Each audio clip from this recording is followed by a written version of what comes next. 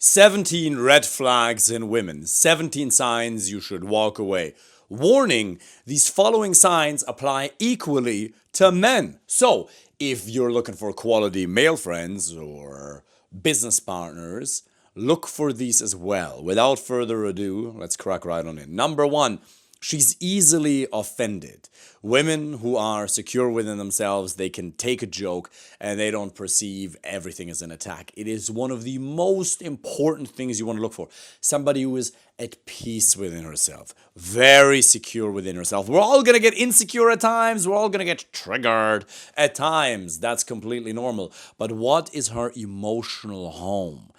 If she is so insecure that by default she assumes negative intent as opposed to assuming positive intent, you don't want to be with her. You want somebody who by default assumes positive intent. Next one, number two. She's very focused on your finances. If she brings up how much you make, the handbags she likes, if she's very materialistic, if she's into materialistic things, then she wants your money more than you. And there's nothing wrong with a man providing in a relationship. I think that's great. Some of you are going to have relationships where you'll both work. For some men, she'll be providing. But if you're a man who likes to provide, that's awesome. No problem with that. But you want somebody who's interested in you as a person more so than the finances. If she's interested in you because of the dinners and the experiences and the vacations and the Louis handbags, move on. That's not who you want to be with. Because the money game you can't win. It doesn't matter how much money you make as a man, somebody else has more. Next, number three. She wants to control or change you. Now, if she is trying to persuade you to stop vaping, if you happen to have a bad habit like that, that's not her trying to control you. That's her trying to change you for the better. No problem with that.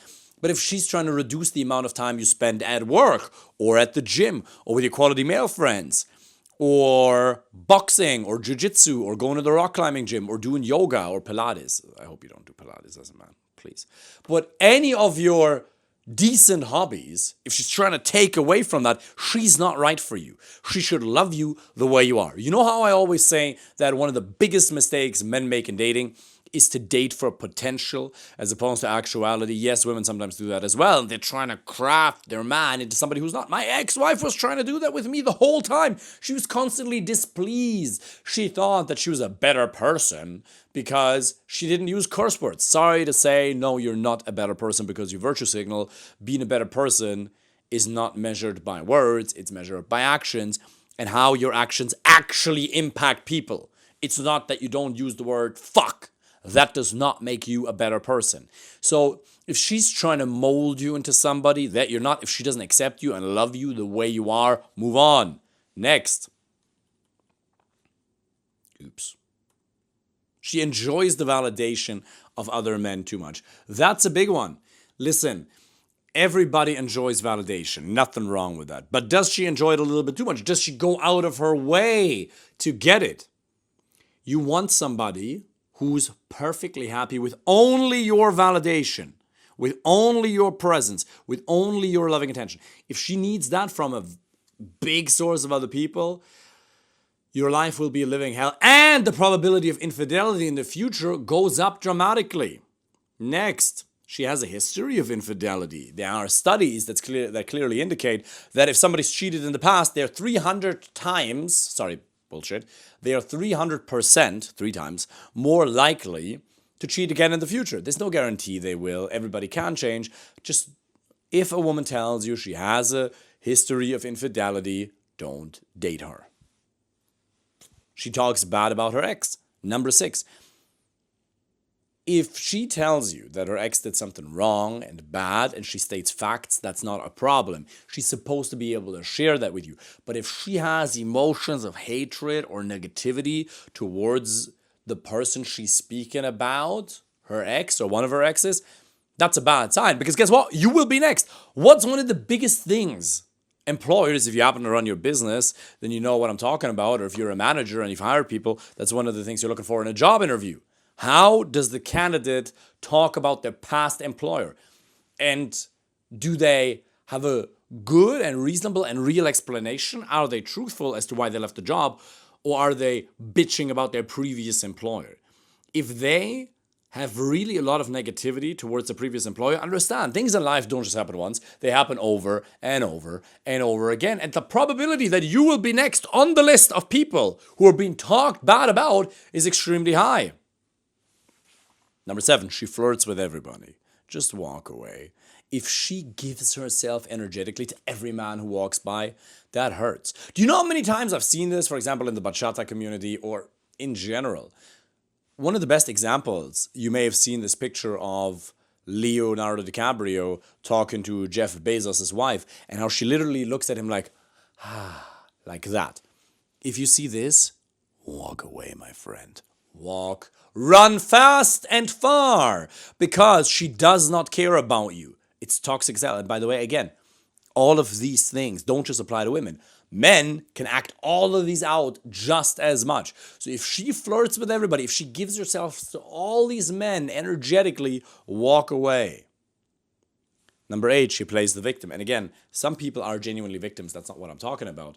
But does she assume responsibility for her own emotional well-being? Some people, men and women, they play the victim card all the time. I just disqualified a friend that I've known for 5 years from my life yesterday, because he plays the victim card and he gaslights. Gone. And you may wrap it in a semi-passive aggressive joke, not with me. So again, it's not just women. It can be quality male friends as well. If she plays the victim card, get rid of her. That is toxic. Get rid of her. And very important side note, you also got to reflect on yourself. It's very easy to say, haha, 17 red flags. I'm so perfect. What about these girls? No, you do want to reflect on yourself and say, where can I do better? Where have I treated people bad in the past? How do I have to show up as a better version of myself? How can I be kinder? How can I be more balanced? How can I be more whatever? Fill in the blank.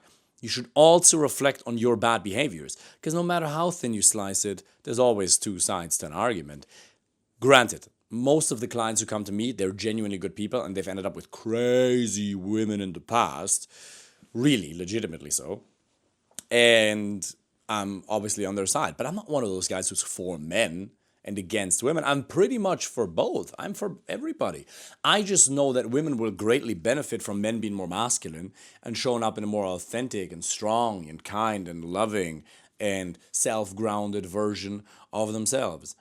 But referring a sense of responsibility for, or rather deferring, rejecting a sense of responsibility for her own well-being, for the role she played in an argument, that is a big one. Can she apologize? And again, you probably apologize too much. Statistically, it's probably true. You might have to apologize more, and some people, they definitely need to apologize less. If you did something wrong, absolutely apologize. But don't apologize if you didn't do anything wrong. Now, can she apologize? Or does she always have to be right? Number 9, she parties a lot. If you want to build a family or you want to merge your existing family with hers, you don't want somebody who goes to the club. If she goes to the club every weekend, how are you going to build a family? Just move on. Next. Number 10, drugs and alcohol. If she consumes drugs in any way, don't date her. If she consumes a lot of alcohol, don't date her. She can drink a bit, of course. Almost everybody drinks a bit. I don't drink, for example. I take no drugs. I don't even drink coffee. Yeah, my one minor addiction that I still have, that I'm going to let go of at some point, is chocolate. But you don't want to be with somebody who consumes a lot of alcohol. If you consume a lot of alcohol, reduce it! Really, it's bad for you. It's a group A carcinogen. It's a neurotoxin. It's a depressant. It increases stress levels. And it's an excuse for you to not be fully, authentically yourself. And it stops you from being truly confident because you're relying on this liquid confidence. I would really encourage you to massively reduce alcohol or ideally cut it out. If you don't do that, well, let me put it this way. There is no way in which your life will be worse if you cut out alcohol. There is no way in which your life in 11 years will be any worse, your relationships, your finances, your health, if you cut out alcohol. But there's 17 very real ways in which your life might freaking suck if you don't cut alcohol out. Really. You don't have to cut it out, but can you reduce it to once or twice a month to 1 or 2 glasses of wine? or like 1 or 2 glasses of wine on the weekend. Can you reduce it, please? And same with her. If she drinks a lot of alcohol, she gets plastered, she loses control, don't date her. Number 11, she's addicted to drama. Everybody has negative emotions at some point, that's fine. But is she addicted to drama? Does she have to cause drama all the time? That'll destabilize the entire construct of the relationship. Some women only feel alive when they cause drama, and some men do as well. If she feels the need to cause constant drama and blame you and gaslight you, that is an issue. Gaslighting is a separate point that I'm going to address in a minute. But if she needs drama, and by the way, you might actually like it, because there are some women that you can have really good intimacy with, and it's really amazing. But then the next moment, she hates you. She goes from loving you like crazy, love bombing you. The intimacy is amazing. And then the next moment, she hates you, and you don't understand what's going on. But then when you get her love back, it feels so good. And then she pushes you away, and then she wheels you back in, and she pushes you away until you're an empty shell of yourself and you don't recognize yourself and you don't understand what happened. What happened was your need for love and connection was primarily met through her, and you weren't spending enough time with quality male friends, maybe with family members. So she was the primary source, so you were so afraid of losing her, so you stopped setting boundaries, you didn't communicate your needs. And then this on and off, her loving you, pushing you away, left you in a state of uncertainty. And you end up suffering a tremendous amount. I don't want that for you. Cut that. Don't date people who are addicted to drama. Again, everybody's going to have negative emotions at some point. That's no problem. But again, what's her emotional home? If you want to keep building your business and you want to make it big, if you want to advance in your career, if you want to have a happy family, you better have somebody by your side whose natural emotional home is one of peace. 10, she has male best friends. Look, I'm not saying women can't have friends or men can't have friends that are women. It's absolutely possible. But 90 plus, probably 99% of friendships are fake. Most of the time, the guy wants more. And then the typical argument is, yeah, but I don't. Look, I'm not here to dictate how people should live their lives. Absolutely not. I think anybody should do whatever they want. She has the absolute freedom to do whatever she wants. You don't get to dictate that or interfere with that in any way, shape, or form. But you also don't have to be in a relationship with her. If she insists on having a male best friend, then you better be your own male best friend and end the relationship. 13, she's not nurturing or loving. You want somebody by your side who is not responsible for your mental and emotional well-being, for making yourself feel good. That is your responsibility by going to the gym, by learning to control your emotions, by turning on confidence and a state of strength whenever you need to, by getting out of your head and getting into your body. That's a skill set. We can help you with that, by the way. But it's something that you need to do yourself. So it's not about using her as your therapist, but still getting love. I get so much love from Fernanda on a day-to-day basis. It's almost romantically cheesy. It's cringe how... It's funny, as you use the word cringe, but I love it. It's amazing how lovey-dovey we are a lot of the time. And how enjoyable it is. It's so much love. It's really beautiful. I've been with her now for 5 years, and it's better now than ever. That's genuinely true. And that's largely because she's awesome, and she's naturally nurturing or loving. Now, if you want that, you got to give it, because you don't just attract what you want, you attract what you are. You attract what you put out in terms of your behavior. Can you offer value first? Can you offer a warm, loving, fun, playful energy first? Well, then you're going to be able to get that back. Next, you still have to learn to communicate authentically and effectively, and you still have to understand the signs of attraction. Apply for a free initial consultation call if you want us to help you with that personally, so you can find a beautiful, meaningful, long-term relationship to the right woman. Click the link below. Let's talk. Number 14, gaslighting. I got a definition here. Gaslighting is a very specific form of emotional abuse and mental manipulation that disrupts your ability to trust others and yourself. Example, partner A. You always cancel plans with me for your friends. So for example, you might give out to her in a relationship and say, hey, you keep canceling plans with me because you want to hang out with your friends. And she goes, you're just imagining that. I never do that. You're just too sensitive. Listen, woman, I have 4 cases backed up by facts. You may not feel like it. It's not me being too sensitive. I want to spend time, right? They basically flip the script and they blame you. Again, it's a deference. I'm not sure if that's a word in English, remember. English is my second language. I'm German. It's a deference, I hope that's correct, of responsibility. It's a rejection of responsibility. And people who can assume responsibility and say, I'm sorry, that wasn't cool, who can admit that quickly, that's amazing, because then you can move on. You want to feel understood, you want to feel safe, you want to feel seen. And if somebody can't do that, it's very, very difficult. So if she gaslights you, if she blames you for things that you didn't do wrong, end it. Now, again, that's not the same thing as her announcing criticism. If you genuinely did something wrong, then you got to own that, of course.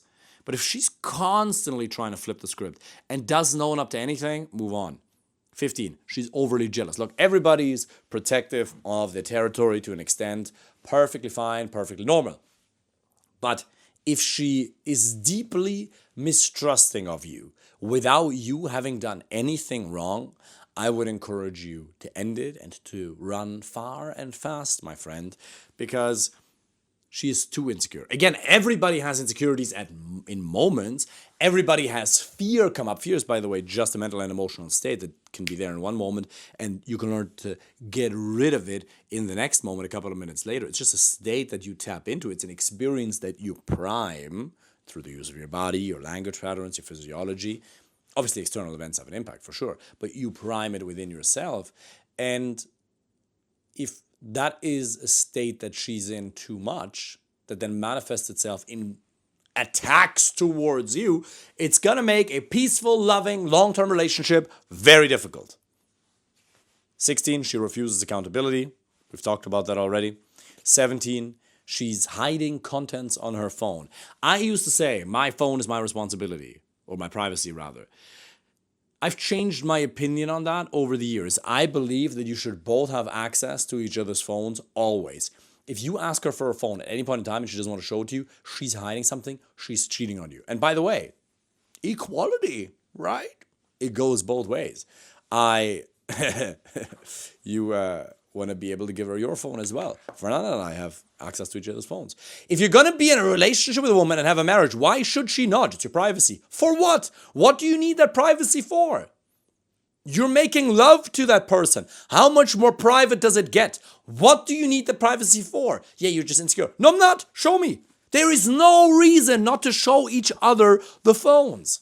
So, if she exhibits any of these, run far and fast. Listen, I've been able to help hundreds of men from all around the world find a meaningful, fulfilling, long-term relationship. If you want somebody who doesn't have these signs, or extremely little of it, and who's just a joy to be around, beautiful from the outside, beautiful from the inside, click the link below and apply for a free initial consultation. Looking forward to speaking with you soon. Take care.